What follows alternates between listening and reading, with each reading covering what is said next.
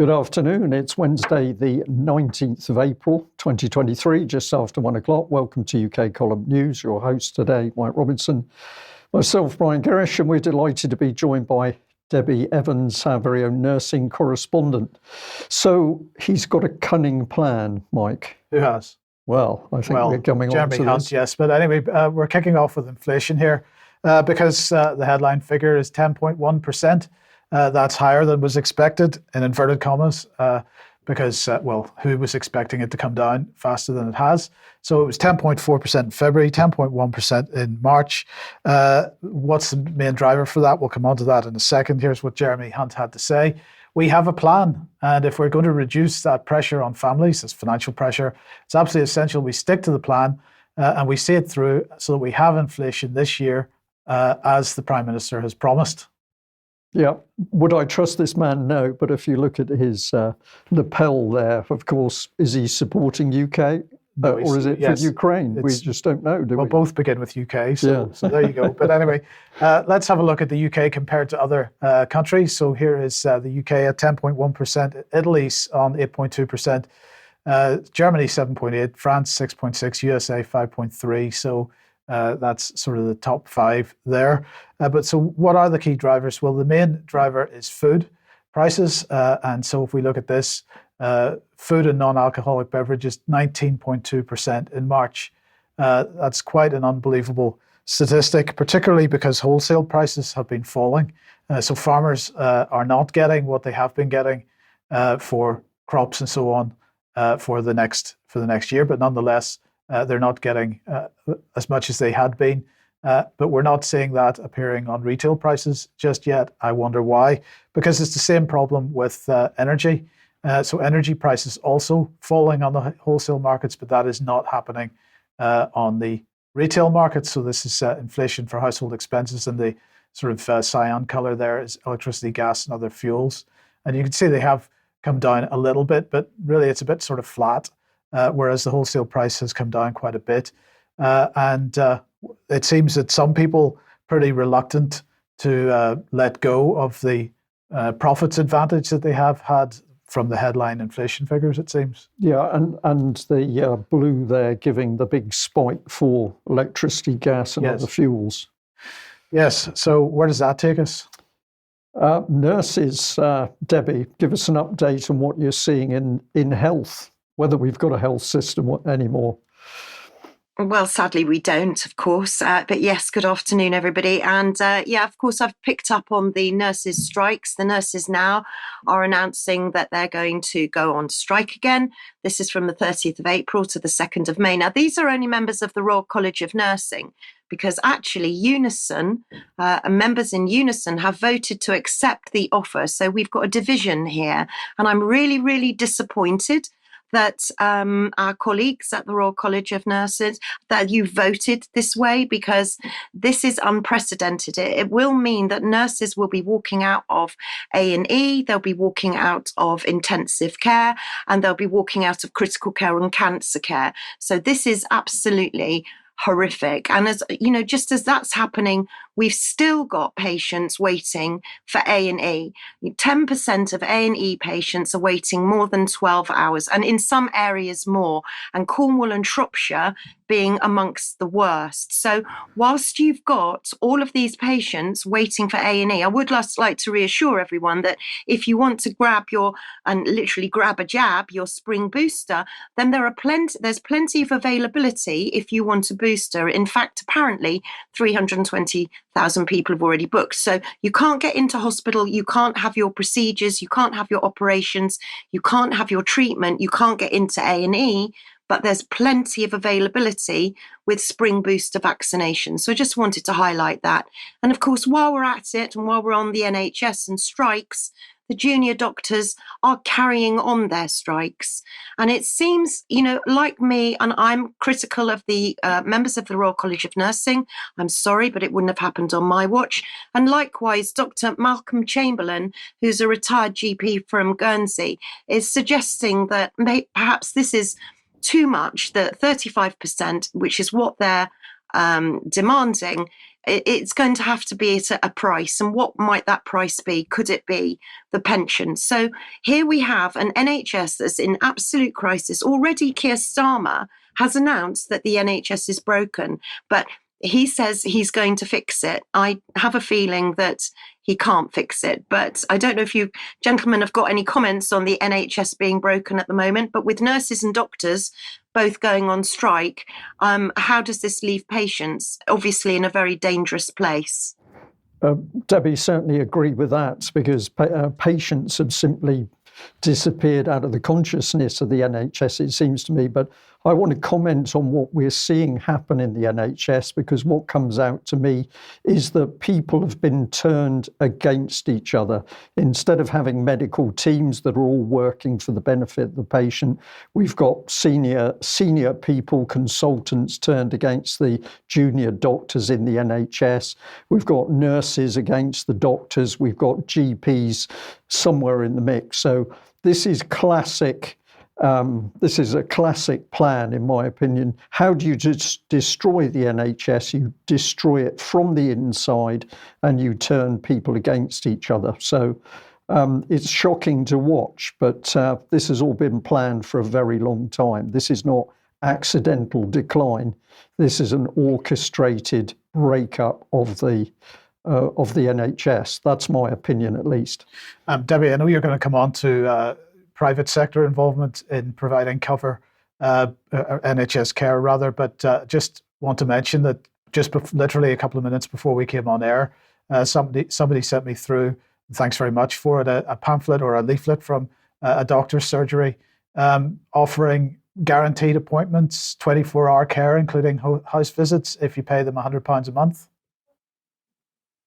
Yeah, sadly, I'm hearing of similar stories, and I'm also hearing of people that are changing GPs, and they're actually being asked to sign contracts, and they're not quite sure what are in these contracts. So, and there is plenty of privatization that's seeping in to GP practices, and many GP practices are now called clinical research practices. I need to highlight that, because if your GP practice is a clinical research practice, that means your data will be being used for the academic institutions or universities that they've signed up to. So check who your GP is actually working for and where your data is going.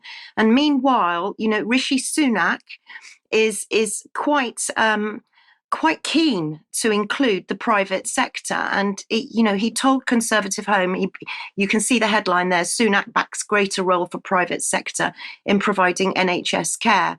And he is pushing for more private sector to be included within our health service. And you can see there, we don't need to be part of the EU to be a foreign policy superpower. We are a foreign policy superpower, he said. So I just wanted to see who is being brought into our health system, our primary care health system, that perhaps we haven't heard of.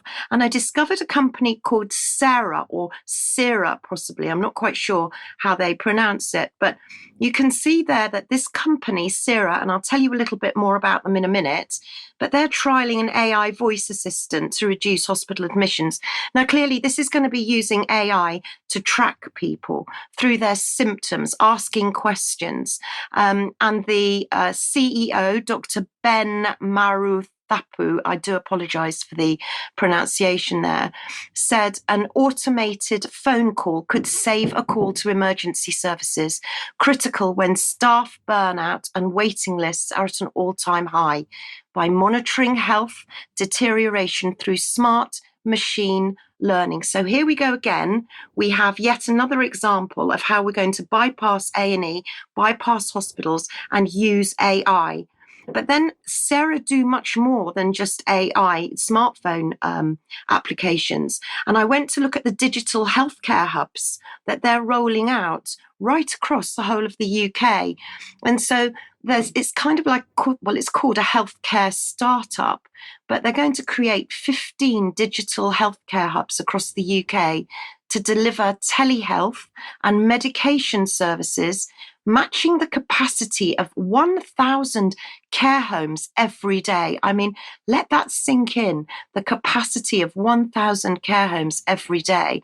And apparently this is going to support older and vulnerable people. £54 million they've received in funding to provide more than 50,000 in-person healthcare visits every day. I mean, this is a big operation, and it doesn't just stop there.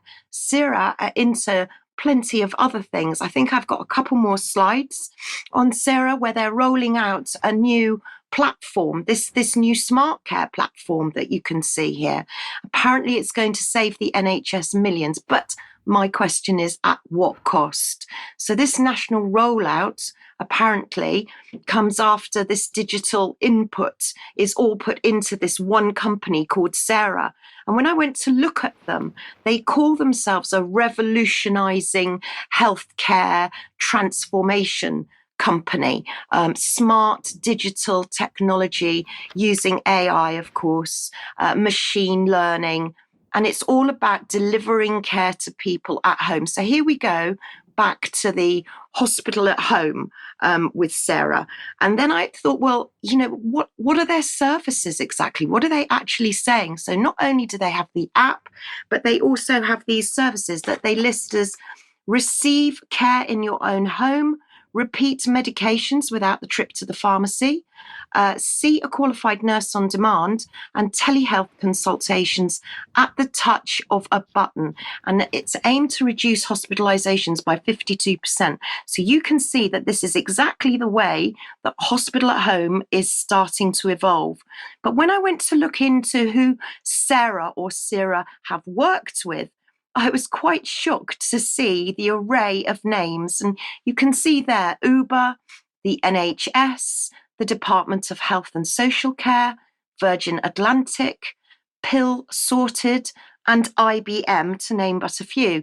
And when I went to look at the board and who actually control, these are just a couple of characters. There's many, many more. I just highlighted Dr. Ben Marathapu, again, I do apologise, the Chief Executive Officer, because you can see there that he was co-founder and a board member of the NHS Innovation Accelerator. And with Igal Asiman, who's the Chief Commercial Officer, as well as working for many organisations, I just picked up that he was also an Associate Director with AstraZeneca and also a business analyst at McKinsey. And it's extraordinary to know exactly how many times the word AstraZeneca taps up whenever I'm looking and researching into something. They're always appearing in everything. So I just wanted to highlight these companies that are infiltrating our healthcare system, our NHS, taking our NHS logo, but are actually just by stealth, they're there, but who knows that they're there? So keep a watch out for CERA. And if anybody knows anything else, please do let me know. Debbie, I'll just come in there if I may, because while you were talking, I noticed that we've got linkage through a gentleman called Adrian Blair. He's the Chief Business Officer, formerly CEO of Dext, a global finance technology company. But he was also involved with leadership roles at Google and Spotify. So this is straight back into the mix that we've been watching over many years. Whatever direction you go in, you find that you're coming up against these massive global corporations. And I just find it interesting that these people can start this massive business with no problem at all. The funding comes in, the support from government. How can they do that? Well, they can do it because, of course, the government is helping this whole privatization agenda come into being. But also huge quantities of so-called venture capital money coming in. But the point I wanted to make here, Debbie, is that, of course, they're saying they want to reduce hospitalizations by 52%. Well, increasingly, we're seeing that the only access to healthcare is through this type of technology. And which category or which demographic is the least likely to be willing to engage or able to engage with this technology? That is the elderly. And of course, we're going to reduce 52% of hospitalizations by simply locking them out of any kind of way to get hospital care. Yeah, and we know, and I've spoken to Roy Lilly about this hospital at home.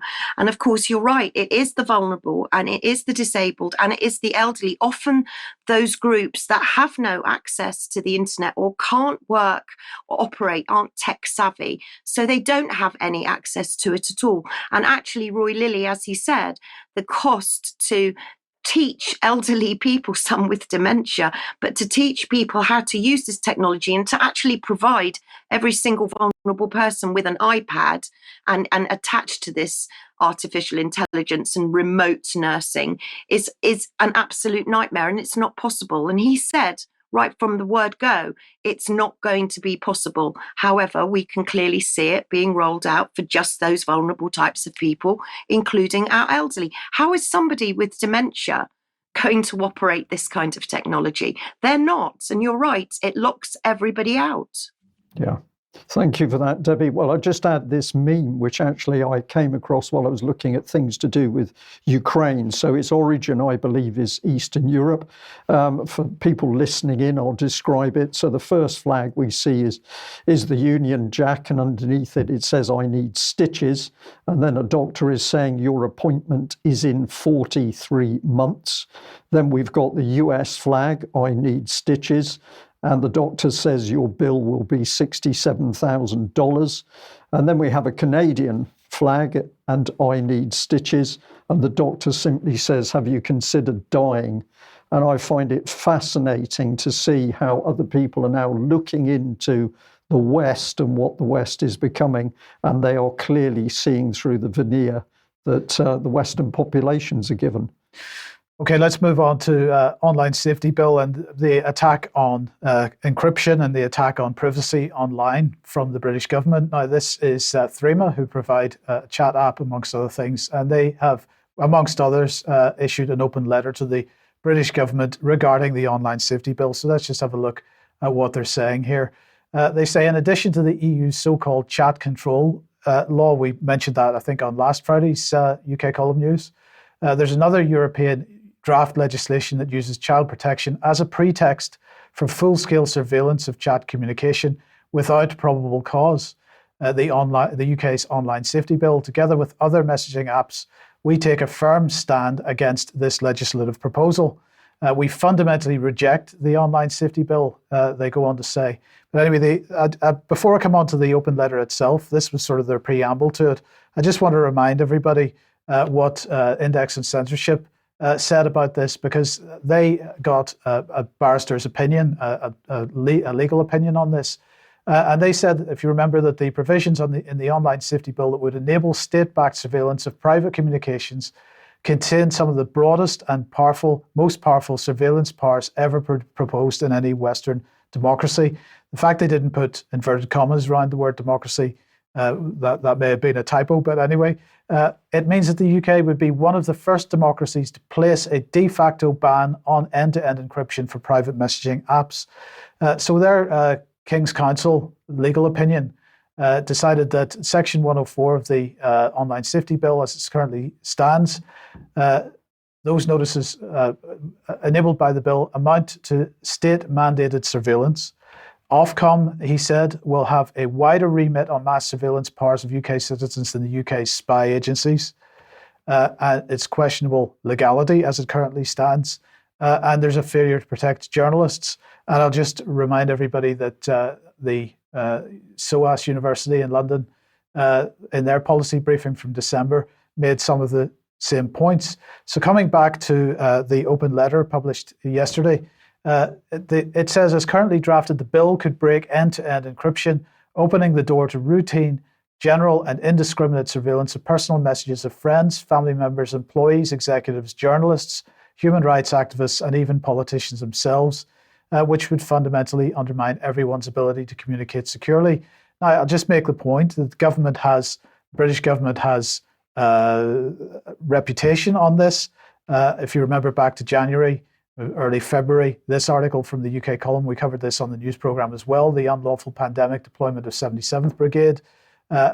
Big Brother watches documents highlighting the infrastructure that the UK column had also highlighted over the last couple of years. Now, I call this a censorship network, but actually, in order to censor people, first of all, you've got to surveil people, and this is in fact a surveillance network as well. Now, we need to start, if this legislation goes through, we need to add Ofcom into the left-hand column there. But anyway, so there is form from the British government on this, and so these concerns are valid.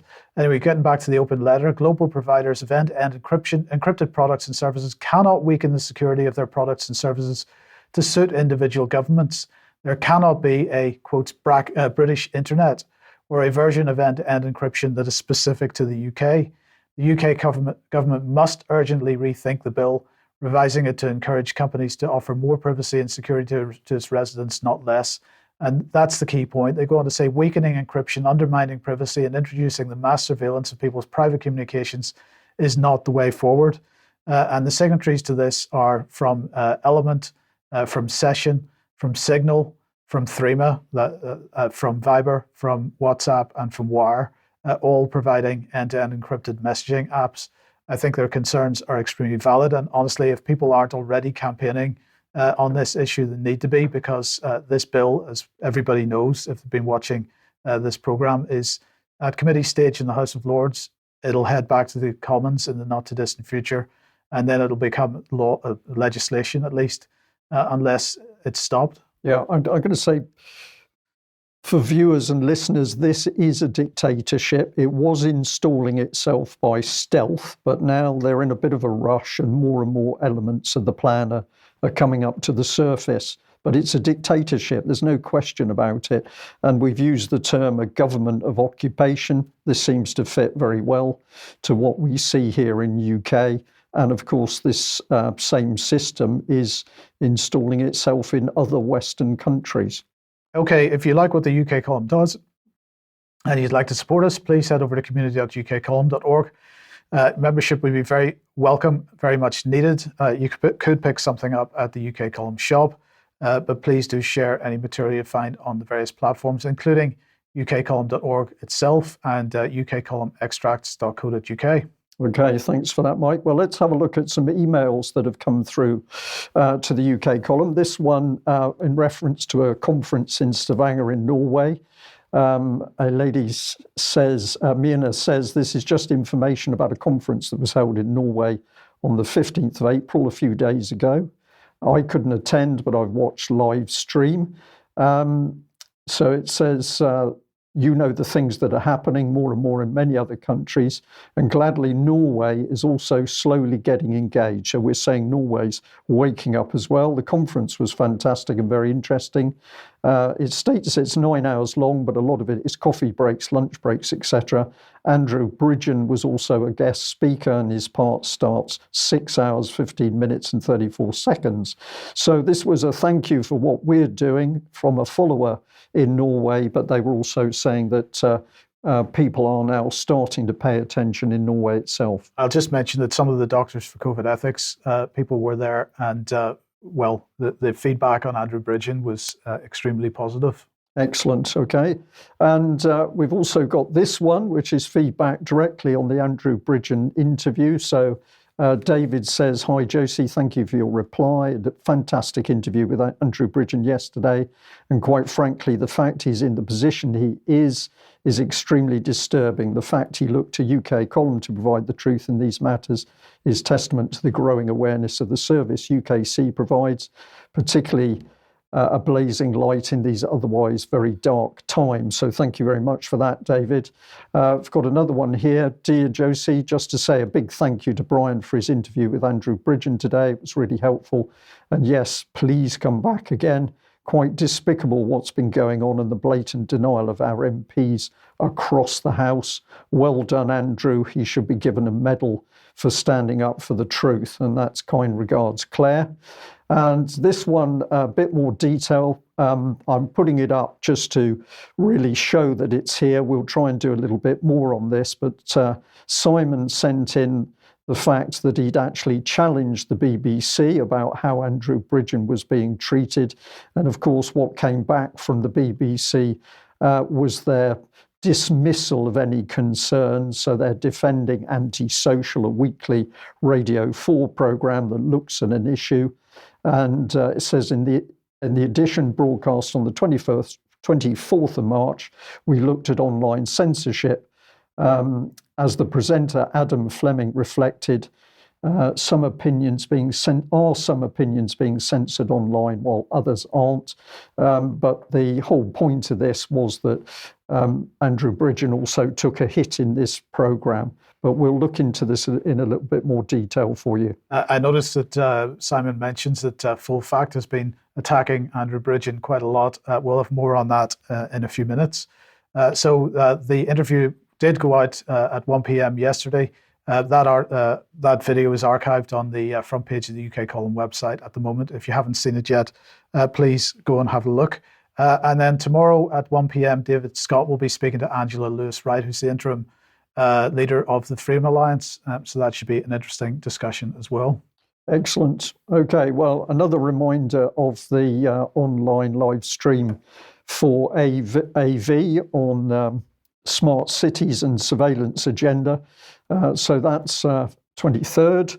And I will be hosting on behalf of the AV team. We've got Pippa King, John Kitson, Mark Anderson, David DeBarn speaking. And I believe we're able to offer a... Yeah, so the AV team have set things up so that UK Column members will get a small discount on that event. So if you have a look on the UK Column forums at the moment, pinned to the top of the list are details of how to access that. And we would just encourage everybody to support this because the real live event that's happening in October, AV13, this will give a little bit of foundation to that. Yes, okay. And let's look at... Right, so we've got this. This is the WHO Pandemic Treaty, Our Fundamental Freedoms at Risk. This is being live streamed tonight, Wednesday the 19th from 5:30 p.m. to 7:30 p.m. I believe that's European time.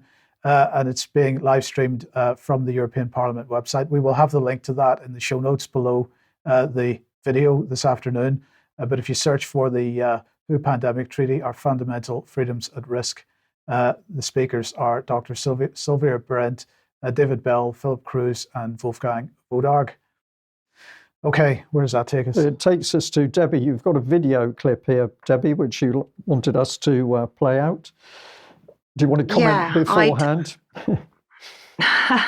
Well, do you know what? I'm going to probably allow you to watch it and then perhaps comment. This video only was released a few days ago by Moderna, and it just so happens that I've been doing quite a lot of work into Moderna, so I have quite a lot to say. But I found this very short video really quite shocking. So I'd appreciate your observations and your comments perhaps after you've had a look at it.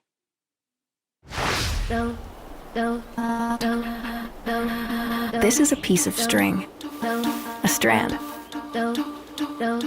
Doesn't seem like much, unless it's a strand of mRNA, the code of life inside every cell of your body. Then it has the power to change everything. mRNA has already changed how we fight viruses. It has created medicines at unprecedented speed. mRNA could change how we stand up to multiple diseases.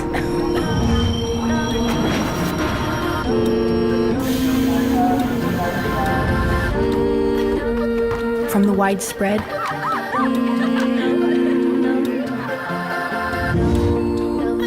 to the extremely rare.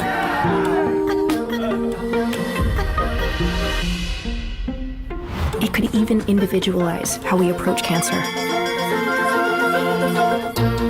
One strand of mRNA could change life for the better. Everywhere.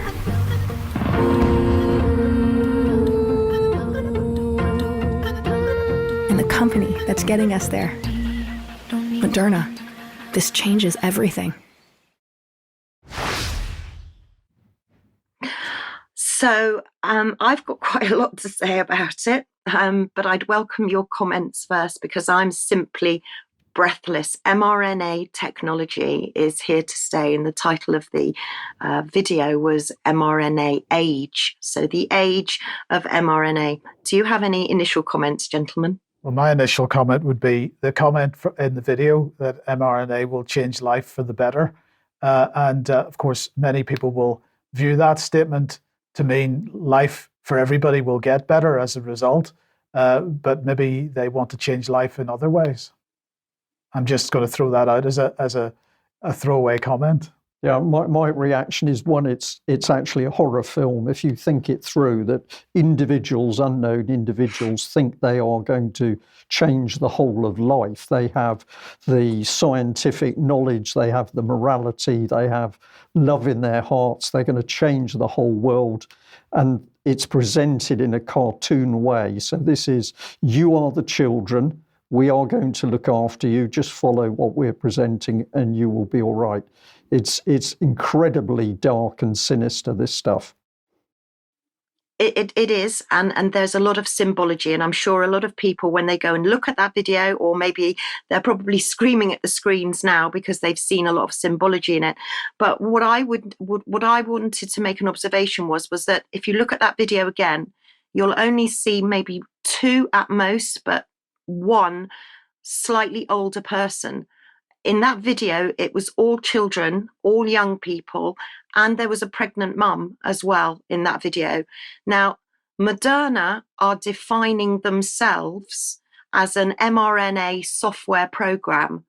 And despite what Wikipedia will tell you about Moderna, saying that they're a biotech pharma company, Stefan Bansal, who, by the way, only has an MSc in chemical engineering, doesn't have a doctorate in anything, but runs Moderna, classifies Moderna as an mRNA company. Now, I have spoken to many experts about mRNA, and in their opinions, it's extremely dangerous. It's really, it's nanolipids. It's not so much it is the mRNA technology. The mRNA technology is the new platform. So where it's even more dangerous is that the MHRA and other regulators have basically said, oh, if one mRNA platform is okay, like the COVID vaccine, then all of them are okay. We don't need to do any more studies. We don't need to look at the safety of it. It's all fantastic. In my opinion, and in the opinion of many experts, mRNA technology should be stopped immediately. I've done a lot of work on this and on Moderna, and I'll be bringing a lot more to you very, very soon. I promise about this. I promise you. But I would just like to finish on the point that if I think a lot of people do know this, but I think it's just worth reiterating that if someone's had a Pfizer mRNA injection, they have had 30 micrograms of mRNA. If they've had a Moderna COVID-19 injection, they have had 100 micrograms of mRNA. So that's 3 Pfizers and a little bit more in one Moderna. So I've been looking very closely at dose. And again, I'll bring you more on that later. But that little Moderna video, I believe, is very significant. And please, everybody in the UK, remember that Moderna are building, as we speak, a massive, great manufacturing facility in Oxfordshire in order that the UK will become a living laboratory for mRNA. And again, there'll be more on that in the very near future. Okay, thanks, Debbie. And just to finish off the ad section, here is Not Our War, Keep Us Out. Saturday the 22nd, this coming Saturday, 12 p.m. Trafalgar Square. Encourage everybody to go to that. Now, unfortunately, for various reasons, Patrick is no longer able to attend that. So Patrick Henderson will not be speaking at that event, but everybody should go to that anyway. And then finally, just a reminder, referendum on ending the government's economically costly Ukraine-Russia policies. This has only had 4,500 signatures so far. Everybody should be signing. I know we don't like petitions necessarily, but everybody should be signing this because at the very least, it makes views known. Yeah. Right, where does that take us? Oh yes, a quick correction. I do apologize to everybody. My video of from the Sudan segment on Monday's program included some footage which was not genuine. So I just wanted to make the point, though, that the Sudanese paramilitary group, the Rapid Support Forces, had claimed to be shooting down helicopters. But the video was incorrect. So I do apologize for that. But I'll just make this point. Yesterday, James Cleverly, the Foreign Secretary, was at the G7 Foreign Ministers meeting with Anthony Blinken. And of course, they're condemning what's going on in Sudan at the moment, despite the fact that, well, many questions need to be asked about how much Conflict Stability and Security Fund money has contributed to the situation there at the moment.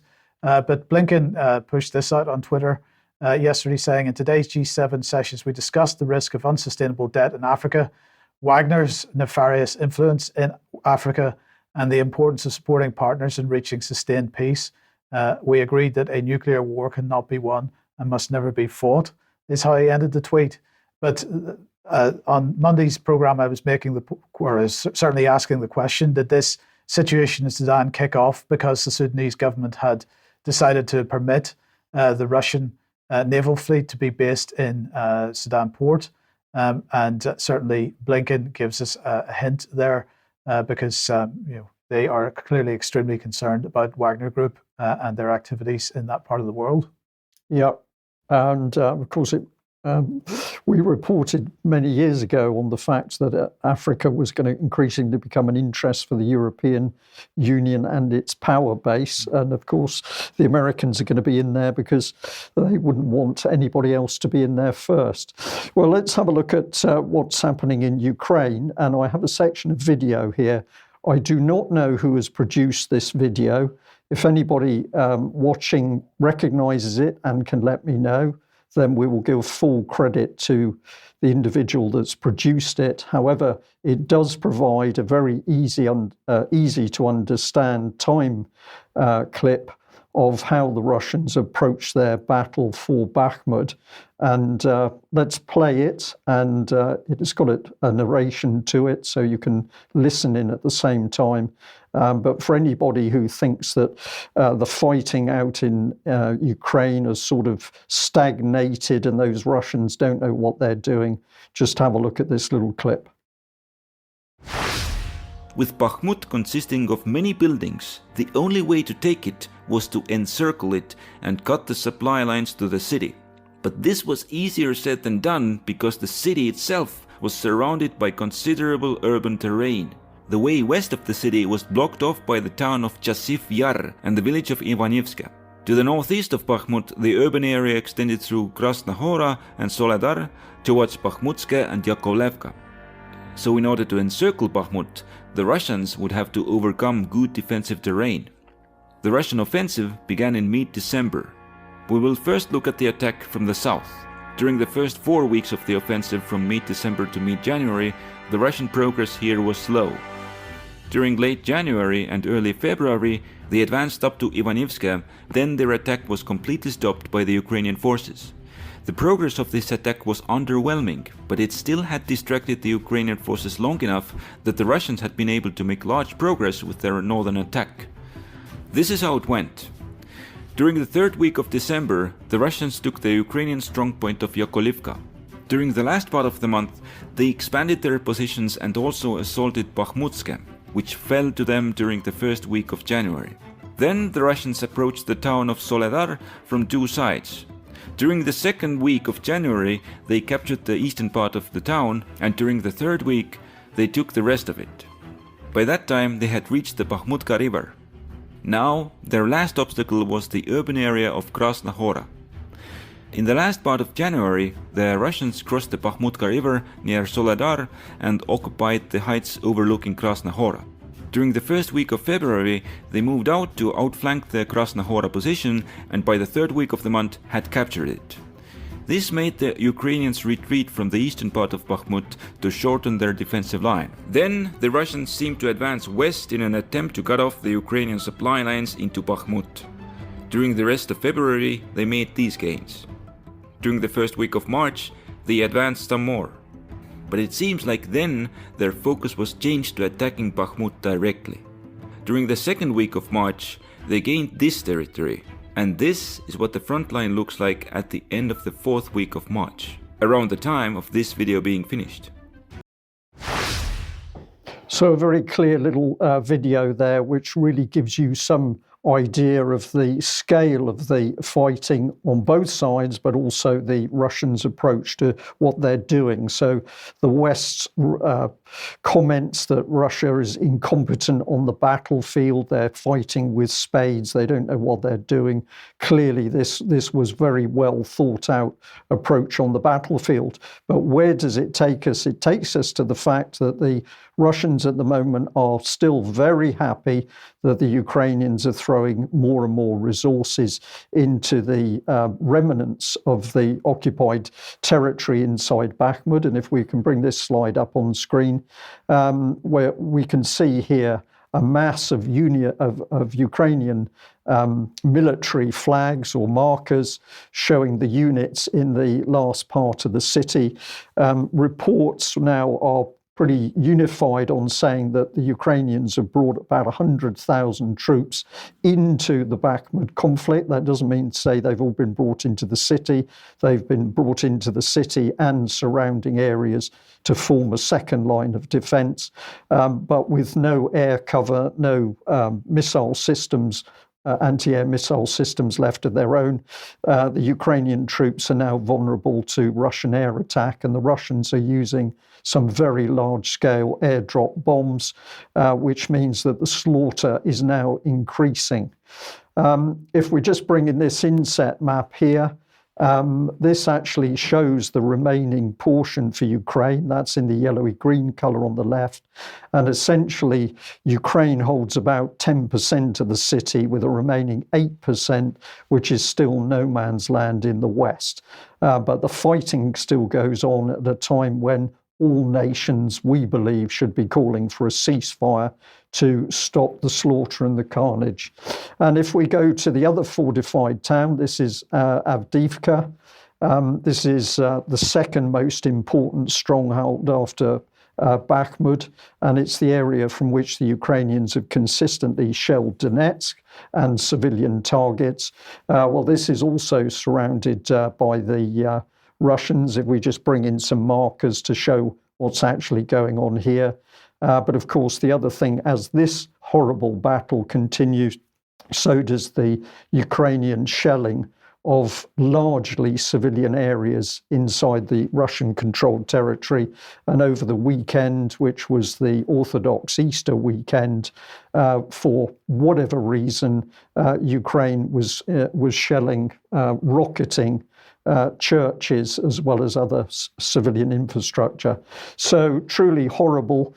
And the casualties that it would appear that the Ukrainians are now prepared to admit to the Americans are 257,000.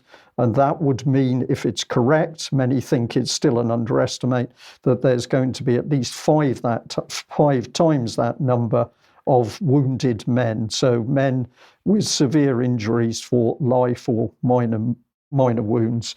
We're getting close to 1 million.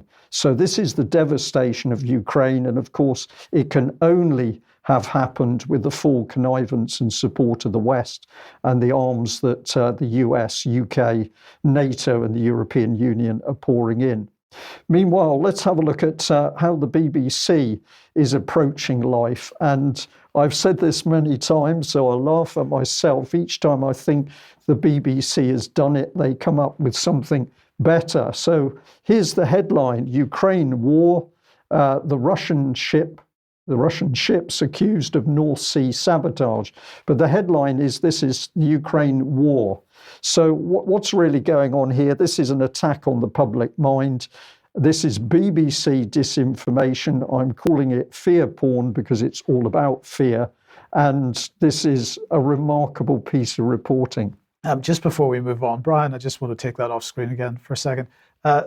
Is that supposed to be an oil platform? What is that sitting in the middle of all those turbines? Possibly. The scale's a bit deceptive with the picture, but possibly it's an oil platform, or possibly it's a control platform for the turbines themselves. Right. I wasn't able to I did notice that strange little object, but I wasn't able to get to the bottom of it. So we'll do a bit more work on that. But here's the story. Headlined, Ukraine War, the Russian ships accused of North Sea sabotage. And let's bring in one of the ships. The photo the BBC used is early morning or dusk. It's a little bit sinister. The pirate ship's got the lights on. And here it is. The report focuses on a Russian vessel called the Admiral Vladimirsky. And what has this vessel been doing? Well, apparently it's been sneaking around the North Sea, having a look at all the windmills. And this has got the BBC very, very excited. They've teamed up with other news teams. Just to clarify, we're talking about offshore wind turbines here? Yes, yes, indeed, yeah. So the BBC's teamed up with media outlets in other countries, Denmark, Norway, Sweden. Also, Holland is quoted in the article. Apparently, somebody in a rubber boat, a reporter, approached the ship, and the BBC is shocked that when they did this, the boat was confronted by an armed individual on board the Russian ship. So I would say to that, I'm absolutely not surprised, because the same thing's likely to happen with a British or American unit. And let's put in the title from the whole saga here. This is the BBC. This is now Putin's shadow war. So it's all very sinister stuff. This is the journalist, Gordon Carrera. And let's have a look at what he said in the article. A Danish counterintelligence officer says the sabotage plans are being prepared in case of a full conflict with the West.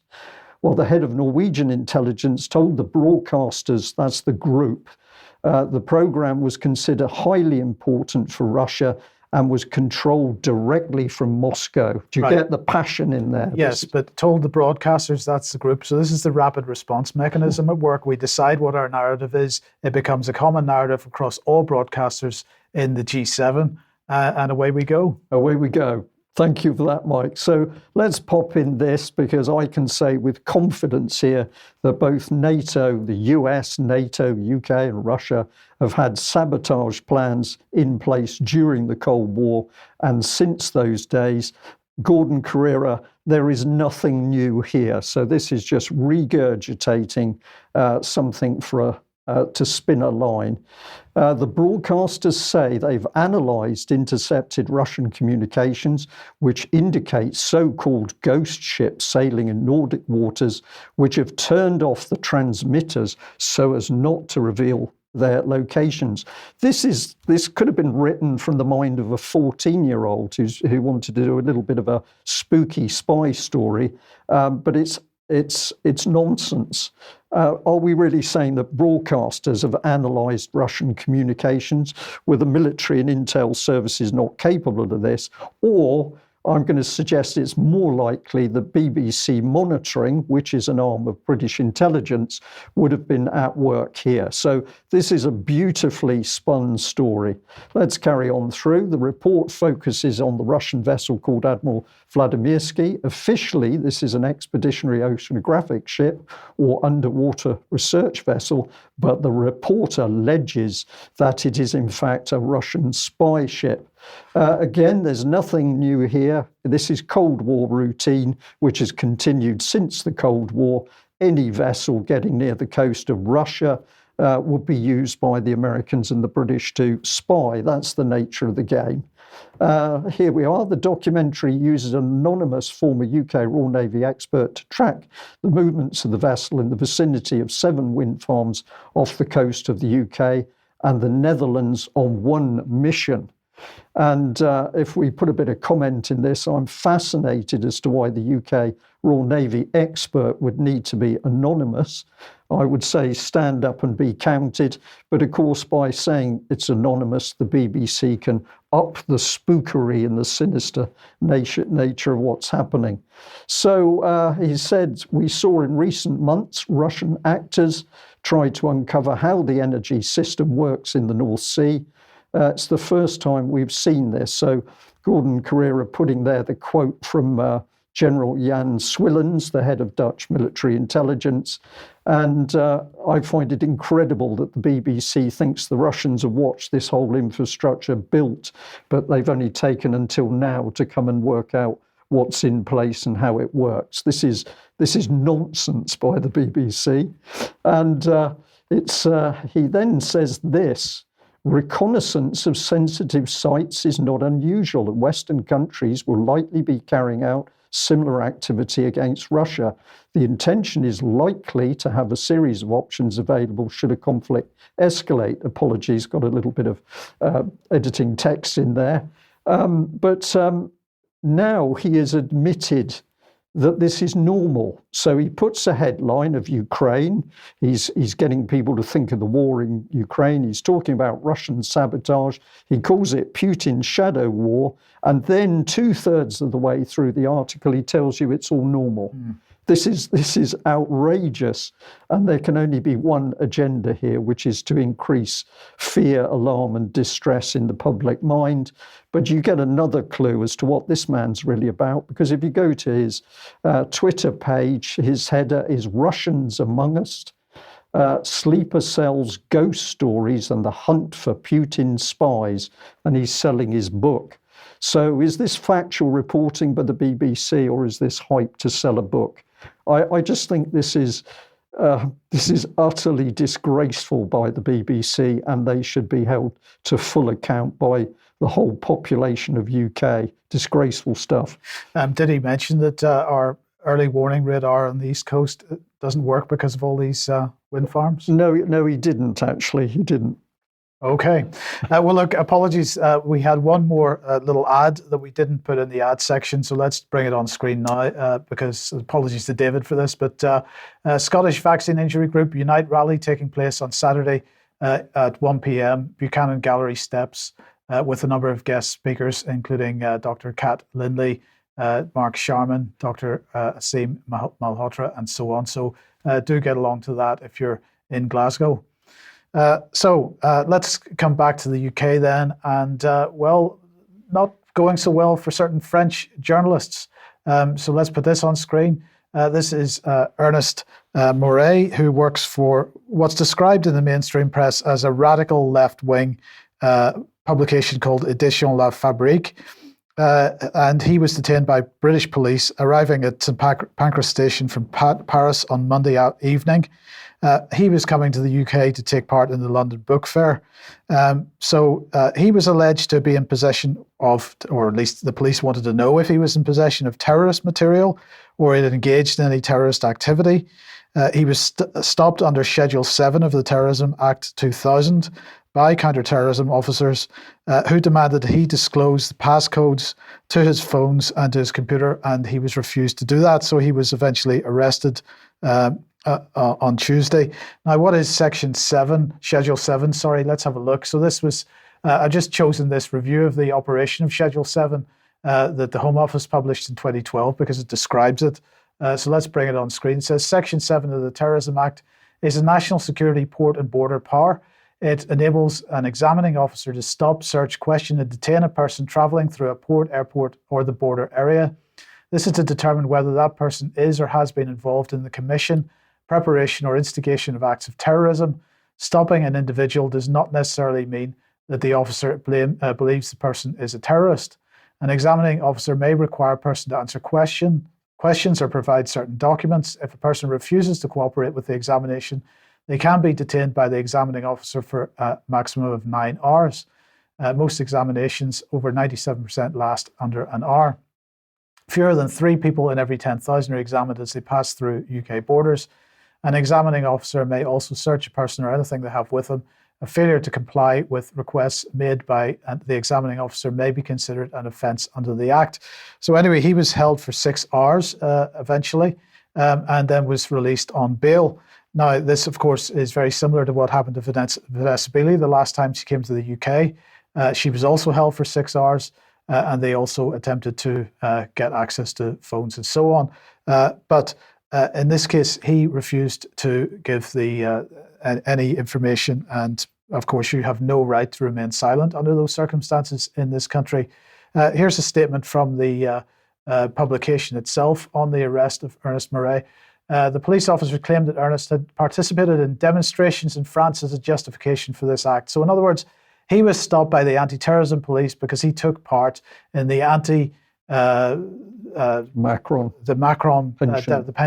pension demonstrations in France. And they go on to say this is a quite remarkably inappropriate statement for a police officer to make, and which seems to clearly indicate complicity between French and British authorities in the matter. And that is certainly the question that many people are asking today. Why was he arrested on the British side? Why wasn't he arrested in France?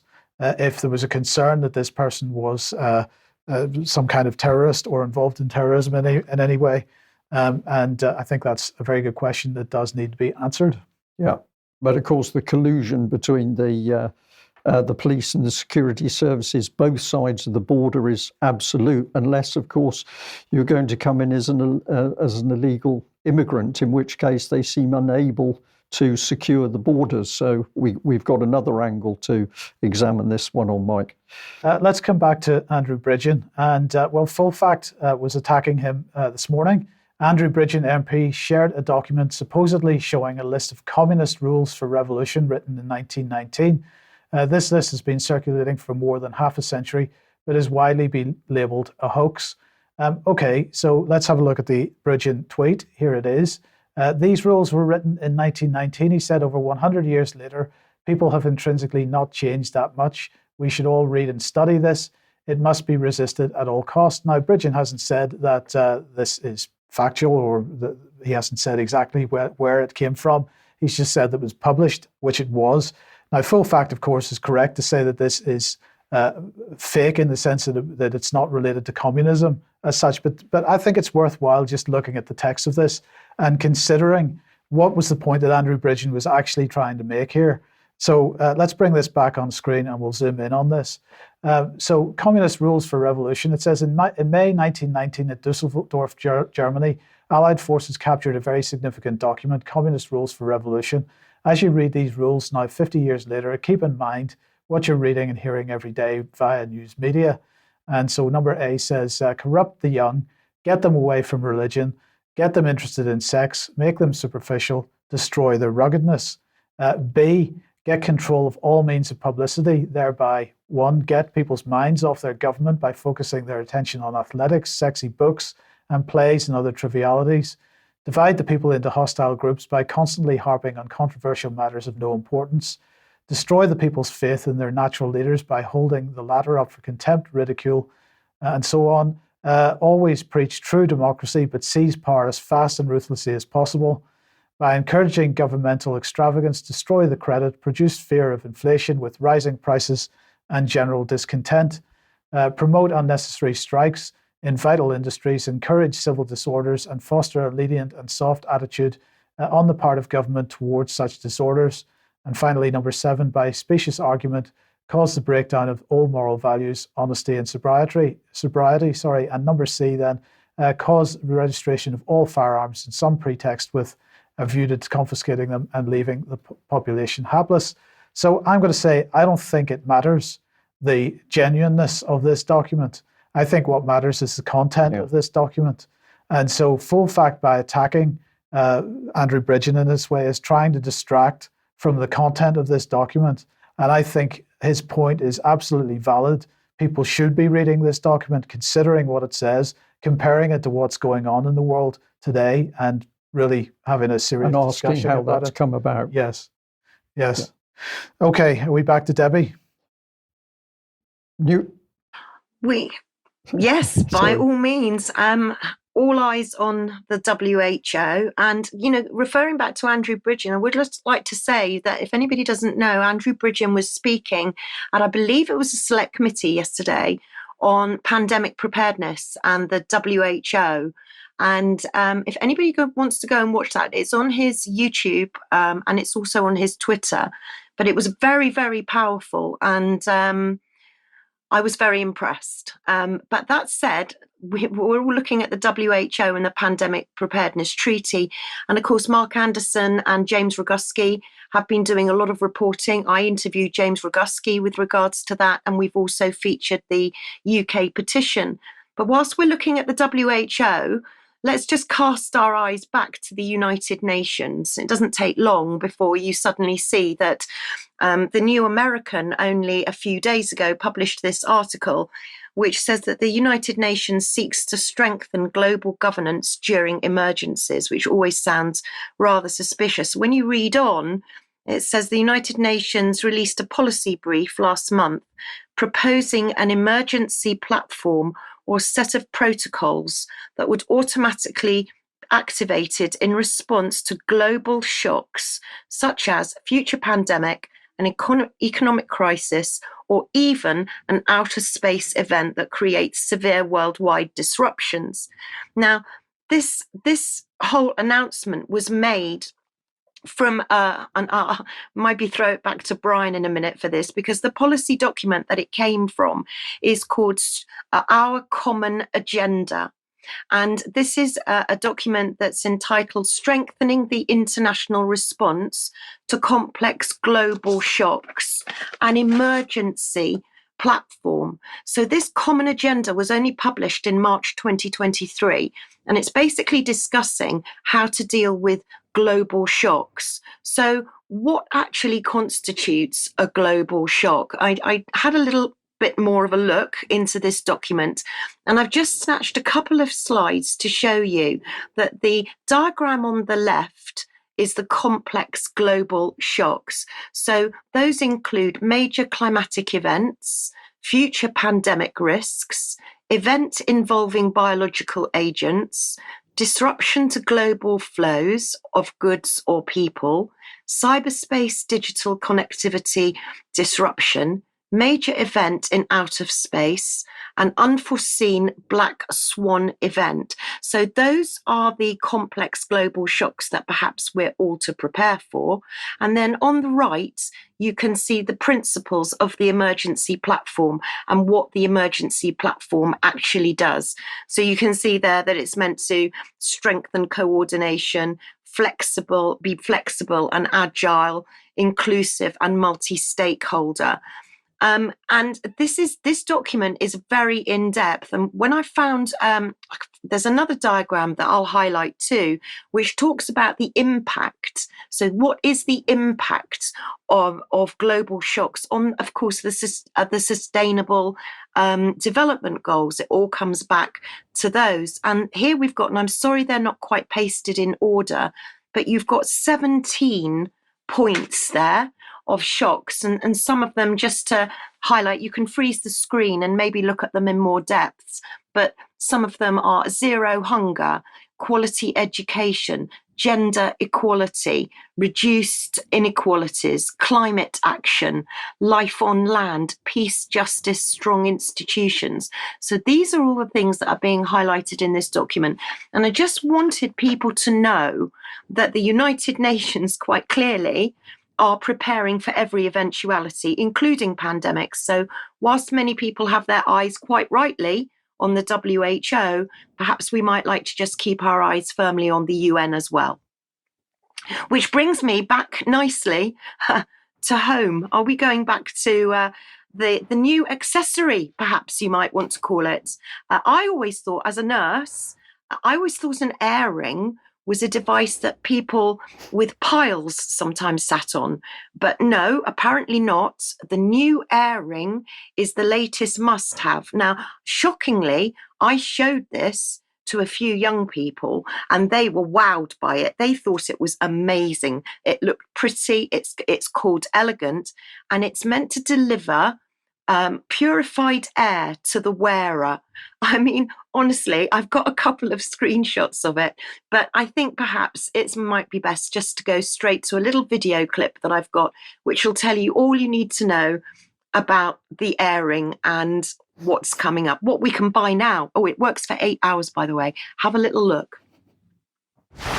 A-Ring, a wearable air purifier designed to generate a pure and refreshing atmosphere around the user's face. Graceful lines of the air ring naturally extend the human body with unseen usability, comfort, and style. Within the elegant air ring are advanced and powerful modules, a sufficient battery array, and silent air turbine. The generated airstream is filtered by HEPA, sterilized by UV radiation, and cleaned by carbon filters. The precisely delivered purified airflow forms a sterile perimeter around the user's face. The air ring is self-guiding and easy to operate. One touch and a snap is enough to disconnect the magnetic mask and firmly connect it with the main compartment in a single motion. The air ring folds and slides off. Simply slide on an unfolded air ring and you're ready for action. The Snap magnetic mask is for extra protection. Air ring is ready to go. Different masks and screens are available. The full face screen mask maximizes your personal protection. Extremely adaptive, reliable, and user-friendly. Air ring fits with any outfit for any situation. Ready for action, open for communication, free to smile. Suitable for fitness, always with you so you can enjoy breathing. Uncover adventure. Air ring, designed with joy. Debbie, I just that must be a joke. Tell me it's a joke. It's not. It's not. There is a website. There's a full website with all of the specifications on it. Unless it's just a really, really good hoax, and the whole website's a good hoax. But I mean, I'll open it up for debate. Perhaps someone can find out. Maybe I've been scammed. Well, the device troubles me because anybody who plays, say, the violin or viola is going to have real trouble with their design. So I think it's got some limitations. Oh, forget anyway, that's big. Come on. Yeah, all right. We'll add a few more. Yeah. Okay, let's move on to Nevada then. Oh, yes. Look, I'm sorry, but I'm going to give you the latest, what we've got to be scared of next. So it's a fungus this time. Nevada chiefs have warned that a fungal infection, C. aureus, that's Candida aureus, may be spreading in the community. And not surprisingly, they're putting it down to climate change. Now, some people will look and say, oh, here we go again. It's another fungus. This fungus apparently is a super fungus because it's going to be kind of resistant to all of the normal antifungals that we use and medications that we use. Some people might have seen a television series. I can't remember the name of it, but it was featuring The Last of Us, I think it's called. And it was featuring a fungus, a kind of zombie mind altering fungus. So this is the latest stories that are coming out from Nevada, but there are also these fungal stories are coming out from other countries as well. So just one to keep an eye on. Meanwhile, we'll go back to Arcturus, which is the new COVID variant, of course, that Patrick was talking about on Friday. And the new symptom is sticky eye, which sticky eye is, well, I don't know really what to say, except for the fact that we are in hay fever season, and pink eye conjunctivitis is often associated with hay fever. However, apparently this new COVID variant that we've all got to be really, really frightened of, this is attacking children. What a surprise, not. And it looks like if anybody's got sticky eyes or itchy eyes, they might well be tested for Arcturus. So that's just the warning. Also going on in the world of testing is that, of course, we go back to mobile apps. And now you've got a mobile app that's been designed which will let you scan your COVID and flu test, a bit like a pregnancy test. So that's something to look forward to because nobody should be testing, of course. But better than that, we've got another new test which can actually tell within 10 seconds, have you got COVID or flu? I mean, this is absolutely insane. But when you look at it in more depth, you can see that it gets a little bit more sinister, because this is a sensor. And I've shown a picture of this little sensor. There it is. And it's made of a single atom thick nanomaterial. Every time I hear the word nano or anything associated with nanomaterial or nanotechnology, I flinch. So this is made of graphene using a single layer of carbon atoms arranged in a hexagonal lattice pattern. Its thinness makes it highly sensitive to any electrical changes in the environment, giving it the ability to differentiate between COVID and flu. Be very grateful for some comments on that, if anybody's got any comments on that. But finally, at the end of this one segment for mine, I just wanted to highlight that Paxlovid are moving closer, at least, to a full FDA approval.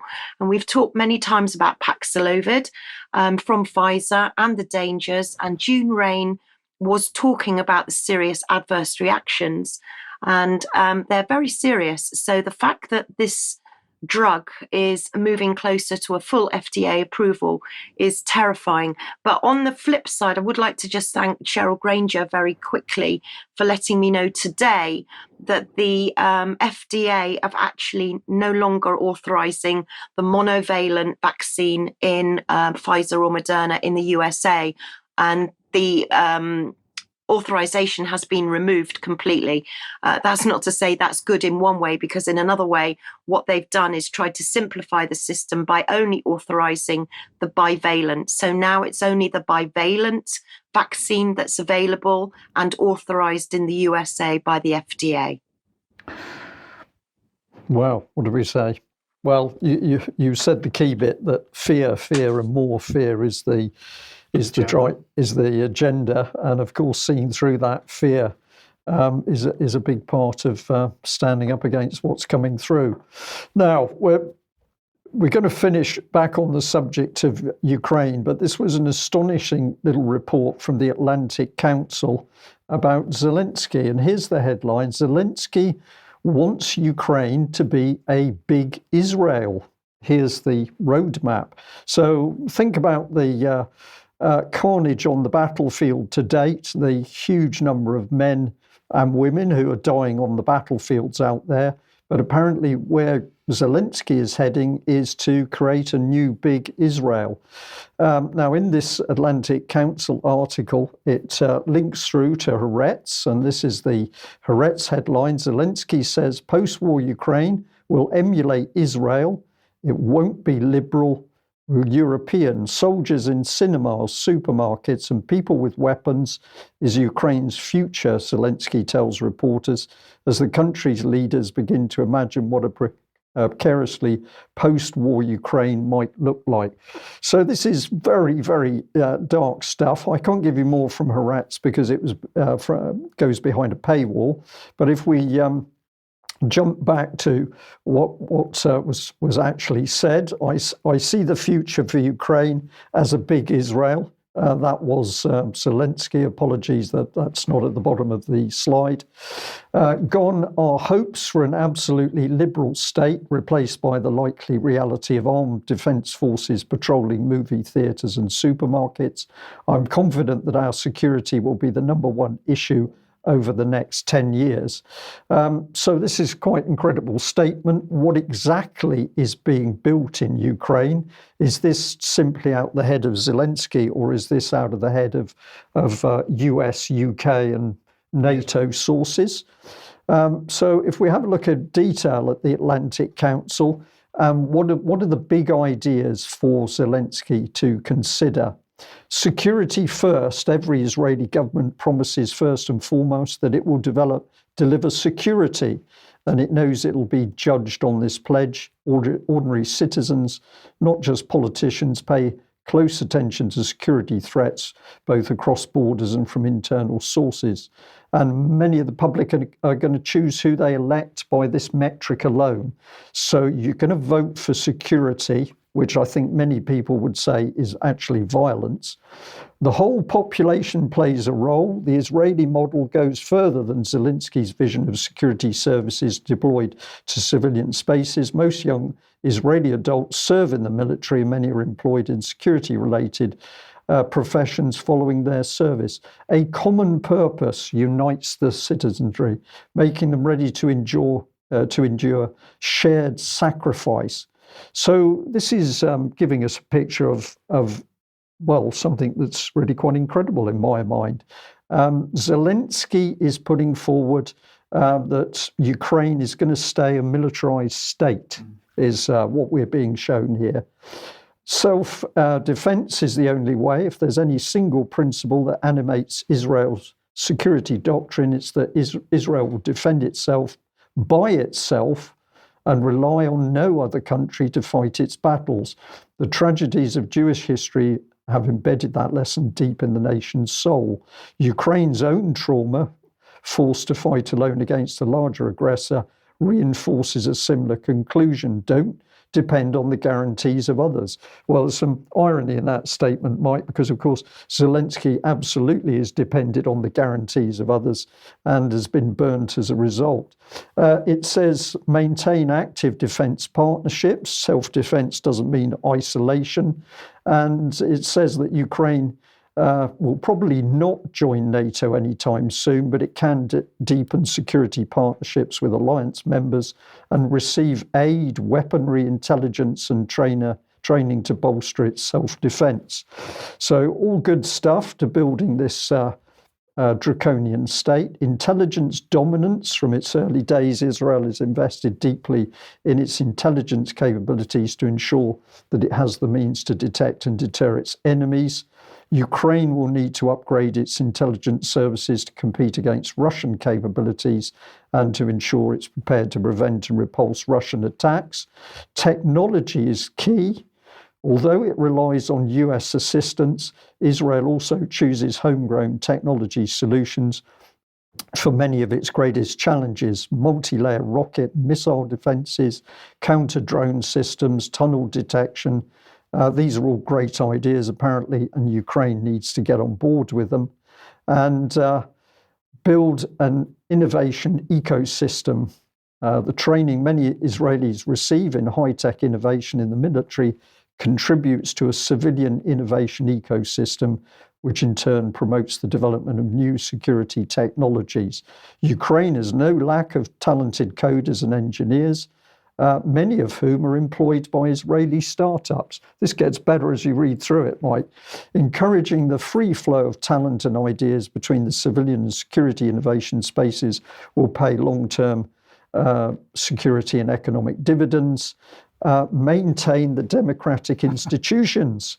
Israel continues to face the challenge of ending its conflict with the Palestinians in ways that ensures both its security and the Palestinian self-determination. But within Israel itself, a constant focus on security hasn't prevented the uploading of core democratic institutions and practices. Zelensky seems aware of this tension, which will require constant maintenance, but also that democracy is a prerequisite. An authoritarian state is impossible in Ukraine. So he describes building an authoritarian state and then says that an authoritarian state in Ukraine is impossible. And if we just finish off here, the final comment by the Atlantic Council article is, like Israel in its early years, Ukraine appears to have fended off an acute existential threat, but the war is far from over. By adapting their country's mindset to mirror aspects of Israel's approach to chronic security challenges, Ukrainian officials can tackle critical national security challenges with confidence and build a similarly resilient state. My comment on this is become more like Israel. That'll give us love and peace, and that's going to be assured in Ukraine and Eastern Europe as it is in the Middle East around Israel. Or am I being too cynical? Yes, no. I mean, I don't really know where to start with that. There's so much could be unpacked in that little. Well, we'll take a bit of time in future news to do that. But I just wanted to end by bringing this one because, of course, when Israel says it stands alone in the first instance, well, here's USA facts. How much military aid does the US give to Israel? The United States approved over 3.8 billion in foreign assistance to Israel in 2019, the most recent year of complete data. About 8.5 million of that aid went to the economy. The remainder to the 8.5 million of that aid went towards the economy, and the remainder went to the Israeli military. This is part of the 10-year, 38 billion Memorandum of Understanding signed in 2016. It's the third agreement of its kind, following two signed during the George W. Bush and Clinton administration. So basically 38 billion pumped in by the US for war, and that's what they've achieved consistently around Israel in that time. And we are saying we're going to use this as the model for Ukraine. Yeah. It is in your face what is being done at the moment. We'll leave that segment there. Okay, let's end with a couple of memes, Debbie. Yes, these are self-explanatory, really. Here we have the Tree of Liberty, and Liberty is being starved and is getting very thirsty, I think. So I think it's all time we stood up and rose up and stood strong, because things are definitely seem to be accelerating. And then the current world population, 8 billion, I don't know how to actually say that, but it's over 8 billion. 8 billion. Go on. No, go on, Brian, I'll let you do it. Well, the point is that both numbers are the same. So current world population Exactly. And people born from women are the same number, and people born from men is 0. Yeah, feel free to fact check. I mean, it's really that simple. And I would also just like to, before you go to the final two memes, just very quickly put out a bit of a plea for anybody who's like me, not very tech savvy. The emergency alerts are going to be this Sunday, so St. George's Day, and Rishi Sunak is very keen that nobody switches off their phone for these emergency alerts. However, I personally have switched it off, but I needed help in the settings on my phone. So if you do have people that are vulnerable or elderly and maybe do have a phone and don't know that this alert's going out at 3:00 on Sunday, perhaps you would warn them, or maybe ask them if they want the alert to be switched off. So that's this Sunday at 3:00, St. George's Day, emergency alerts on your phone. Yeah, and that Debbie, just took me to my... Well, Sorry. I'm just going to say we've mentioned the emergency alerts a couple of times, including last Friday. We're going to mention it again this Friday, and we do have a couple of graphics that show how to switch it off. So pay attention on Friday if you want to know. Oh, absolutely! Thank you so much for that. Imagine that we're going to share the knowledge of how to switch off the government. Can you imagine if this was done on a bigger scale? You simply press the button and that's the whole of the UK government switched off. We could leave a bit of the civil service running, but we could get back to running our lives in a peaceful, organised way. I think you must do more work on that, Mike. Yeah, okay, right, okay. Okay, just to end... Actually, those screenshots I will be forwarding to everybody via Twitter and everyone. So get those screenshots that Mike's going to get ready for us. Yeah. Okay, so let's end with this. Yes, well, I remember when a boy going into the girls' locker room was a crime, not a right. And the second one, if I don't get vaccinated, I'm 100% protected against vaccine side effects and 99.8% protected against COVID. That's a good deal. Let that sink in. Okay. All right. We will end there. Thank you very much to our audience for joining us wherever you are in the world. And it is really encouraging to see that alongside our UK audience, we've definitely got a growing overseas audience. So we'll say today, welcome to Norway. But it's really great to get the emails in from you, information and thanks. And also we are very interested in hearing more about what's happening in countries overseas, if you can provide that information. Back in a couple of minutes for some extra. Bye-bye.